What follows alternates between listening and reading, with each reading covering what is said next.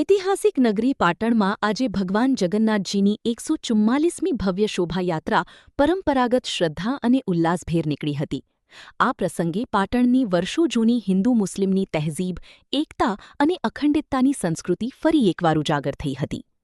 મૂળ પાટણના વતની અને હાલ 7 સમંદર પાર દુબઈ તથા સાઉદી અરેબિયામાં વ્યવસાય અર્થે સ્થાયી થયેલા દીબાજ ગ્રુપના ચેરમેન અને મુસ્લિમ સમાજના અગ્રણી ઉમરખાન રાઉમા દ્વારા દર વર્ષની જેમ આ વર્ષે પણ 7 સમંદર પારથી ખાસ પાટણ પધારીને રથયાત્રાનું ઉષ્માભર્યું સ્વાગત કરવામાં આવ્યું હતું।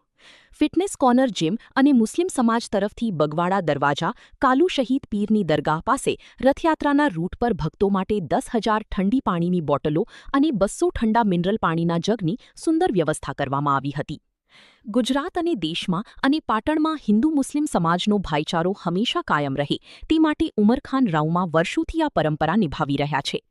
પાટણમાં તમામ સમાજના લોકો એકસાથે દરેક તહેવાર ઉજવે છે અને ભવિષ્યમાં પણ આ જ રીતે સાથે હળીમળીને દેશની એકતા અને અખંડિતતા ભાઈચારો મજબૂત થાય તેવી ઉમરખાન રાઉમા, ચેરમેન દીબાજ ગ્રુપ દ્વારા અપેક્ષા વ્યક્ત કરી હતી।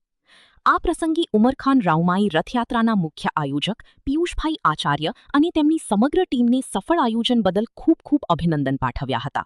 સાથે જ રથયાત્રાની શાંતિપૂર્ણ રીતે સંપન્ન કરાવવા બદલ પાટણ પોલીસ તંત્ર, વહીવટીતંત્ર, કલેક્ટરશ્રી અને નગરપાલિકાની પ્રશંસનીય કામગીરીને બિરદાવી તમામનો આભાર વ્યક્ત કર્યો હતો।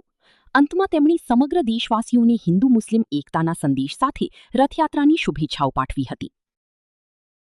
આજે પાટણના અંદર ભગવાન જગન્નાથ ભગવાનની 144મી શોભાયાત્રામાં હું ઉમરખાન રાઉમા મુસ્લિમ સમાજ તરફથી અમે લોકોએ પાણીની જે વ્યવસ્થા કરી છે એ ખરેખર પાટણના અંદર અને ગુજરાત અને ભારતના અંદર એક હિન્દુ અને મુસ્લિમ ભાઈઓની એકતા અને અખંડતા માટે અમે વર્ષોથી આ કામો કરતા હોઈએ છીએ।